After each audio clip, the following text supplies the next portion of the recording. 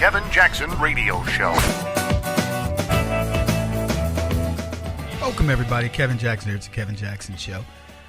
Gotta say, it is a strange news day. You're going to want to record this show. Well, we record the show, but you're going to want to go back and look at this one or listen to this one at some point and probably share some of what you hear today, because I'm telling you, this is one of the strangest news days in a long time for me. And if you do want to look at the show, listen to the show. Why do I keep saying look at the show? Like we got video. We should have video because I'm kind of cute. But anyway, KJRadio.com is where you can find the show podcast down the road if you want to look at it later.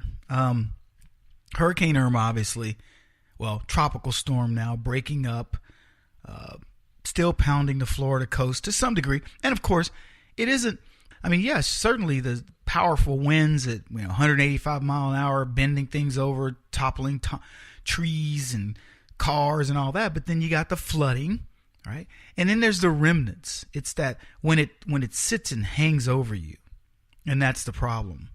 So what? Almost a dozen deaths or whatever, and that's with a huge evacuation. And now the real job begins. Now people have to recover.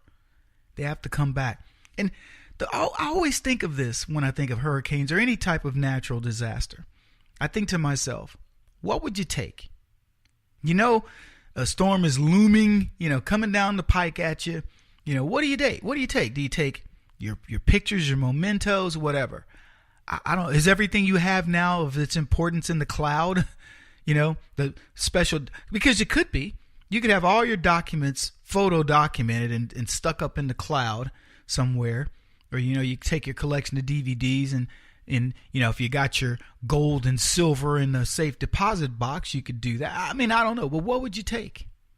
Because you got at least with a hurricane, you have quite a bit of time to think about it. In the scheme of things, if I lived in Florida, I would have a bug out trunk that had everything we wanted in it. Because it's the stuff you can't get back. The reason why I bring this up, I have 4 sons.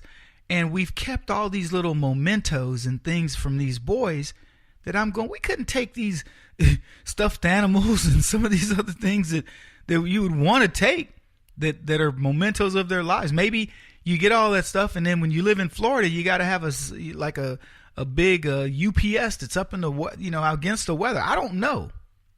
Maybe it's a sign for me I got too much junk laying around the house. But what do you take? I think of life as that, right? Well, what are you taking from life?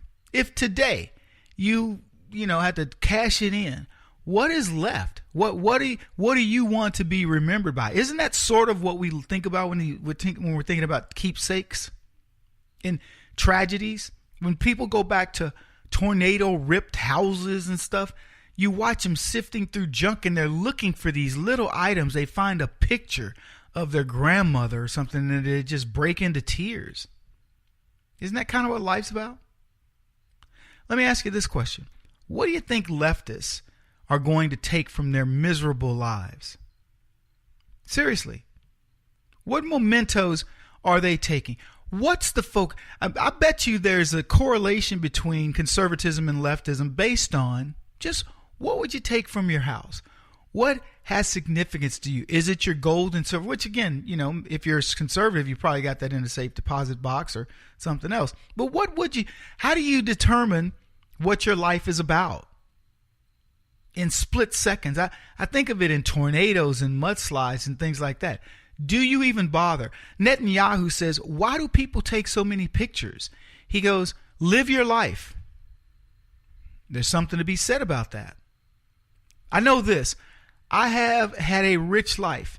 And people go, Kevin, I had a girl ask me, Kevin, when you were in Thailand, where'd you go scuba diving? I don't even remember.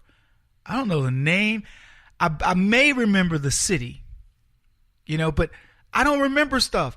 And then I look back on it, I go, God, why don't I do that? Why do I not take my camera and document everything and then make journals and all that? And I think, well, you are a little bit busy living it. But I envy the people when I go and I see their their scrapbooks and mementos, and these people that are so artistic in how they do this stuff and document everything. I was in Paris, hung out with one of my sons and his fiance, and I couldn't tell you. We took some video, a few pictures, and I couldn't tell you much about it. Honest to goodness. It was such a non-issue for me. And admittedly, it just didn't have the appeal it had years ago. But there's a part of me that says, why don't I do this? And I don't know if you guys feel the same way. And I don't think it's casting aspersions on anybody in particular. But why? What is it? Anyway, I know I'm getting off. That's not what I wanted to talk about. My producers are like, speed it up. Speed up what? This is life. This is me talking about life. I'm exploring my inner self with my audience. But I think about this. You think about a legacy. When I was younger, I wanted to leave a legacy.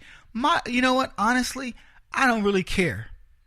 I believe that you live your life and people are going to make the assessments of your life the way they think it. There are people on the left who are going to think I'm the scourge of the earth. I got some dude that every time he claims he wants to beat me up, I tell him, well, then I'll be over here. And he doesn't do it. And he's stalking me all the time. And, I think he's obsessed. And I think to myself, I'm never going to change his mind about what he thinks about me, other than if he were to ever meet up with me, I just, I'd lay him out. But outside of that, I'm not going to change his mind about how he views me. Well, actually, laying his butt out might change his mind. So I stand corrected of myself. But most of the people that have listened to me, they're dyed-in-the-wool leftists. They don't care. And, but here's what I can tell you. I am proud of the minds I've changed on the right. I think a lot of people go, Kevin, I have become more fearless. I have become more this or that. And I think that's fantastic. So maybe it is working, but here's the point. I don't mean to sound cruel in this, but I don't really care. These are the opinions of a guy who I believe is giving you the best of himself. And I get up and I try to do that every single day when I'm talking on the radio. So congratulations if you get something out of it, because you know what? That's what I believe our roles are in life, is to bring out the best in each other. Anyway, we got a ton to talk about, folks, besides all this. Hillary Clinton is still pounding the left. She's Hurricane Hillary. They want to get away from her. Steve Bannon, ruffling feathers. Is college rape a crisis? Betsy DeVos chimes in. A lot coming up. Keep it up. This is the Kevin Jackson Radio Show. Do you owe back taxes to the IRS or state? The secret to avoiding the IRS nightmare is to seek professional representation. My friends at Security Tax Associates provide the most cost-effective and ethical representation in the industry while helping to avoid seizures, levies, and wage garnishments. Security Tax Associates is here to ensure that the appropriate steps are taken to permanently eliminate any possibility of future tax burdens once and for all. For a free, no-obligation consultation, contact Security Tax Associates, 844-779-4177.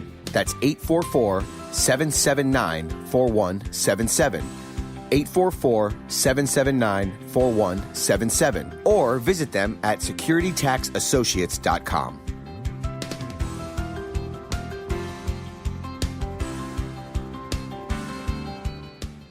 Beth Cook Moranville, author of Closer Than Your Breath, a book of hope. Hope, that wonderful, wonderful 4-letter word that you may feel completely out of. I wrote this book to give you great hope. It's not too late. If fetal position is an all too familiar place for you, I understand.